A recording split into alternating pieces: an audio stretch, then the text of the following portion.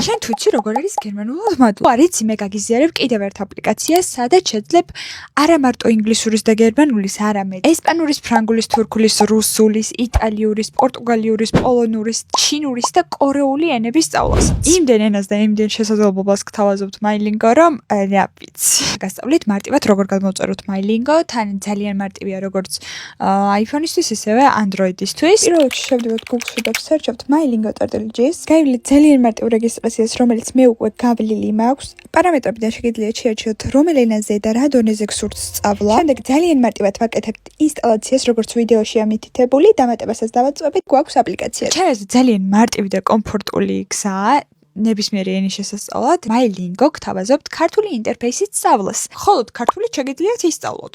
თან როგორც უკვე ვთქვი, სხვადასხვა დონეებიც არის, დაიწყოს სწავლა სრულიად ნულიდან და ახვიდეთ C2 დონემდე. თუ მოგეწონათ ეს ვიდეო, აუცილებლად წერეთ კომენტარებში, რომელ ენაზე შეგიძლიათ სრულფასოვნად საუბარი.